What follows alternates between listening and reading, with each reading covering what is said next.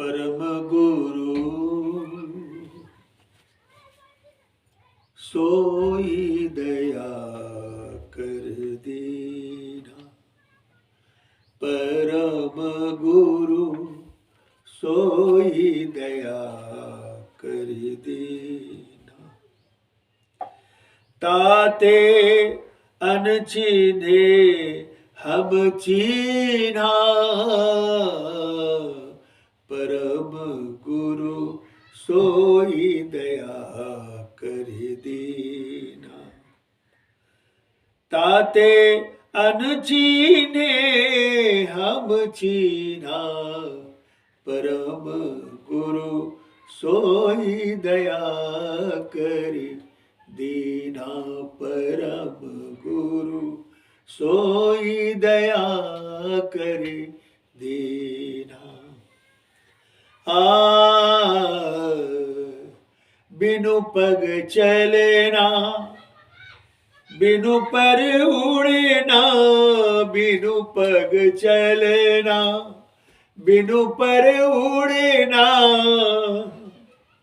बिना चोंच का सुगना। परम गुरु सोई दया करी दीना। परम गुरु सोई दया करी दीना। बिना नैन जहां देखन पेखा। बिना नैन जहां देखन पेखा। तहां मृतक होई रहना। जी बिना नैन जहां देखन पेखा। तहां मृतक होई रहना। चंदन सूर दिवस नहीं रजनी। चंदना सूर दिवस नहीं रजनी। तहाँ जा सुरती मिलाई। परम गुरु सोई दया करी दीना। ताते अनचीने हम चीना। परम गुरु सोई दया करी दीना। बिनु जिह्वा जहां अमृत अछुवे। बिनु जिह्वा जहां अमृत अछुवे। बिनु जल तृषा बुझाई। बिनु जिह्वा जहां अमृत अछुवे। बिनु जल तृषा बुझाई। जहाँ कछु नाही तहाँ सब कुछ देखा। जहाँ कछु नाही तहाँ सब कुछ देखा। यह सुख का सो कहना। परम गुरु सोई दया करी दीना। परम गुरु सोई दया करी दीना। ताते अनचीने हम चीना। परम गुरु सोई दया करी दीना। जहाँ कछु नाही तहाँ सब कुछ देखा। जहाँ कछु नाही तहाँ सब कुछ देखा। यह सुख का सो कहना। कहे कबीर बलि बलि सदगुरु की। कहे कबीर बलि बलि सदगुरु की। धन्य शीश का लहना। धन्य शीश का लहना। परम गुरु सोई दया कर दीना। ताते अनचीने नम चीना परम गुरु सोई दया करी दीना। परम गुरुदेव दयालु ने, दया के अनंत महासागर ने दरवाजा, दया के अनंत महासागर सदगुरु बंदी छोर कहते हैं। परम गुरु जब दया कर देते हैं तो जो पहचान में कभी नहीं आया वो भी पहचान में आ जाता है। और ऐसी गति हो जाती है, आध्यात्मिक गति साधना के दरमियान, जब आपकी चेतना ऊपर चढ़ जाती है, गुरुगम पर स्थित होकर के जब ऊर्ध्वगमन करती है चेतना, तो वहां की स्थिति प्रकट होती है। साहब बता रहे हैं कि बिना पग का, बिना पैर का ही चलना होता है, बिना पंख का ही उड़ना होता है, और बिना चोंच का ही वह सुगना की तरह हो जाता है। वहां ना पंख है, ना पैर है, और ना चोंच है, और जैसे सुग्गा तोता बहुत प्रिय वाणी बोलता है, उस तरह से संत संसार में बोलते हुए अपनी चेतना से ऊर्ध्वगमन करके और उस चेतन जगत में प्रवेश कर जाता है। बिना नयन जहां देखन पेखन तहां मृतक होए रहना। इस संसार में संत ही ऐसे परम दयालु होते हैं जो सद्गुरु के लक्ष्य में लक्षित रहते हैं। वह संसार में मृतक के समान रहते हैं। जैसे प्राणी मर गया हो, मरने का अभिप्राय यह है उनके अंदर काम क्रोध लोभ मोह अहंकार उठता ही नहीं हो, वह शांत हो जाता हो। व्यवहारिक जीवन में वह बिल्कुल शांत हो जाता हो। तो मरा हुआ व्यक्ति किसी का ना अहित करता है ना हित करता है, वह तो मर गया। उसी तरह से संसार में संत होते हैं। साहब ने कहा एक जगह कि ना काहू से दोस्ती ना काहू से बैर, कबीरा खड़ा बाजार में सबकी मांगे खैर। वो सबकी भलाई चाहते हुए बाजार में तो खड़े हैं, पर ना किसी से दोस्ती है ना किसी से दुश्मनी है। यह किसके लिए है? संतों के लिए है। जो संत हो जाते हैं, शांति को प्राप्त कर लेते हैं जीवन में, वो उसके लिए वह संसार में मृतक के समान है। जो संसार में जिंदा है, जो संसार में जीते हैं, उसके अंदर काम है, क्रोध है, लोभ है, मोह है, अहंकार है। उसमें संसार के प्राणी जीते हैं और दुख झेलते हैं, सुख झेलते हैं, क्षण में रोते हैं, क्षण में हंसते हैं। ये दशा संसारी लोगों की होती है। और संत के लिए जीवन में ऐसा नहीं होता है। वह संसार व्यवहार में मृतक के समान है। इसलिए कहते हैं मृतक होए रहना।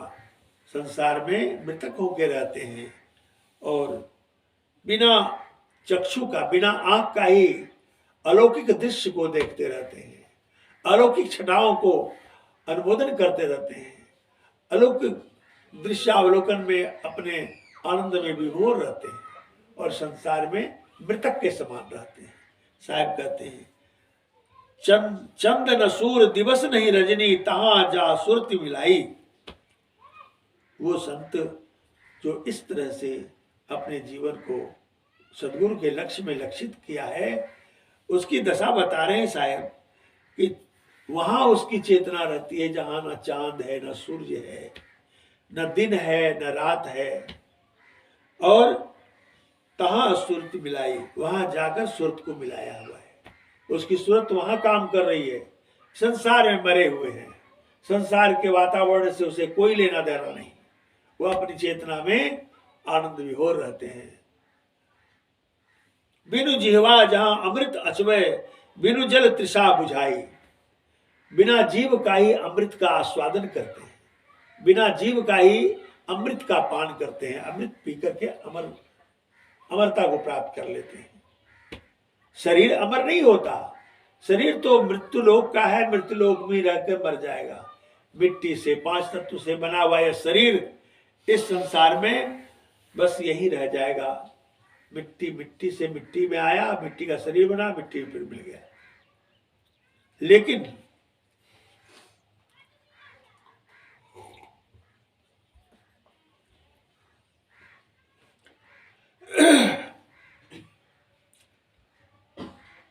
बिनु जिह्वा जहां अमृत अचवय, बिनु जल तृषा बुझाई।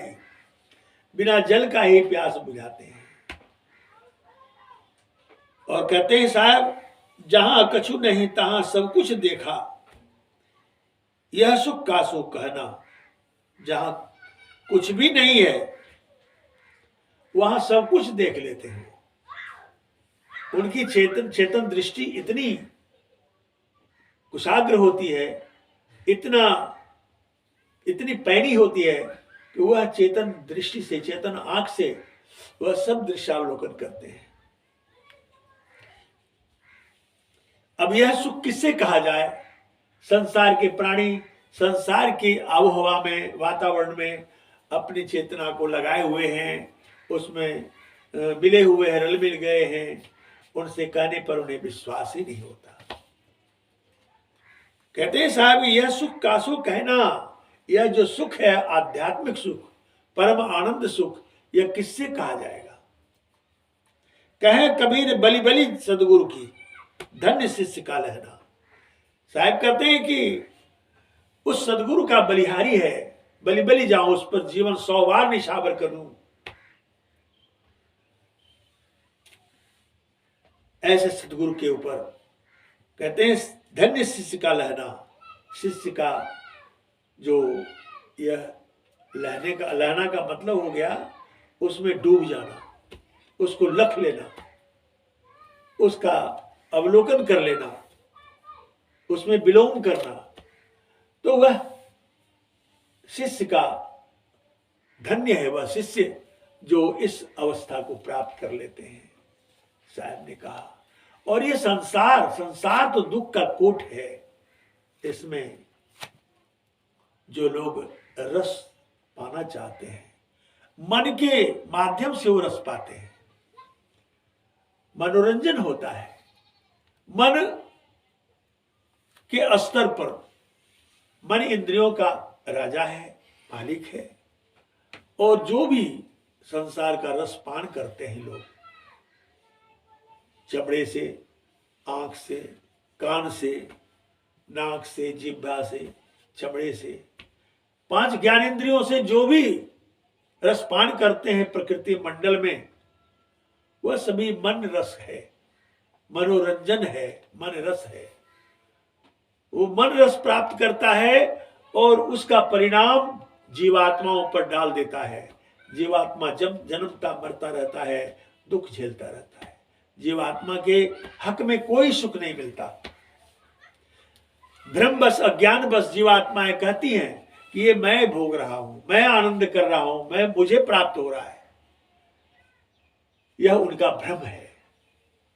ना वह मन को जानते हैं, मन की स्थिति को जानते हैं, इसलिए वह मनोरंजन के रस को लेकर के वह सोचते हैं कि यह मैं आनंद प्राप्त कर रहा हूं। इसलिए बंधुवर, मन सदा से आपके साथ है, आपका शत्रु भी है, आपका मित्र भी है। इस मन को जब तक नियंत्रित ना करेंगे, जब तक गुरु के लक्ष्य में नहीं बंधेंगे और चेतना ऊर्ध नहीं होगी, तब तक इस संसार में भ्रम बस जीना ही पड़ेगा और भ्रम में ही मरकर चले जाएंगे। फिर 84 लाख जोनियों में जाना पड़ेगा। यही आत्मा कर्मानुसार योनियों को धारण करते हैं, चाहे जिस जोनी में जाना पड़े। बकरी, खस्सी, जो भी जीव हैं उसमें जाते हैं। किसी बकरी को मार के खा गए तो फिर बकरी बनो, बकरी बन करके फिर जो जिसको खाया, जिन लोगों ने खाया, फिर उनके आहार बन जाओ। वो लोग रसा स्वादन लेंगे तुम्हारा, फिर नाना प्रकार के जन्म में भोगते रहेंगे। भोगते कब मानव जीवन मिलेगा इसका कोई ठिकाना नहीं है। इसलिए हम मनुष्य हुए हैं, देवताओं से भी श्रेष्ठ है मनुष्य। नहीं विश्वास हो तो रामायण की वो पंक्ति को याद करें कि बड़े भाग्य मानुष तन पावा, सुर दुर्लभ सदग्रंथन गावा, साधन धाम मोक्ष कर द्वारा, पाइन जय परलोक सवारा, सिर धुर धुर पछतावही, काल ही कर्म ही ईश्वरी, मिथ्या दोष लगावही। बड़े भाग्य मानुष मनुष्य शरीर जो है बहुत भाग्य से प्राप्त हुआ है। और सुर दुर्लभ सदग्रंथन गावा, सुर दुर्लभ, सुर माने देवता, असुर माने राक्षस, दुष्ट प्राणी। तो देवता जो होते हैं वह उसके लिए भी दुर्लभ है। सुर दुर्लभ, यह सदग्रंथ गाते हैं कि सुर देवताओं को भी यह दुर्लभ है मनुष्य शरीर। सुर दुर्लभ सदग्रंथन गावा, देवताओं को यह मनुष्य शरीर दुर्लभ है। यह सारे सदग्रंथ कहे, सबने कहा। तो मनुष्य जो दुर्लभ शरीर प्राप्त किए हैं हम लोग, आप लोग, तो यह मनुष्य शरीर सौभाग्य से प्राप्त हुआ है। इस मनुष्य शरीर को प्राप्त कर मनुष्यता की ऊंची चोटी पर जाना सबसे बड़ा कर्तव्य है। और मनुष्यता की ऊंची चोटी पर जाने के लिए, मानवता को प्राप्त करने के लिए तो इतना है, इसमें दया, क्षमा, शील, संतोष, विवेक, वैराग्य, इन सबको अख्तियार करना होगा, इन सबको अपने अंदर उतारना होगा, इन भावनाओं से संसार में जीना होगा। फिर गुरु के लक्ष्य में लक्षित होकर के भजन करना होगा। कभी इस जीवन का फिर 84 लाख योनियों में जाना नहीं होगा।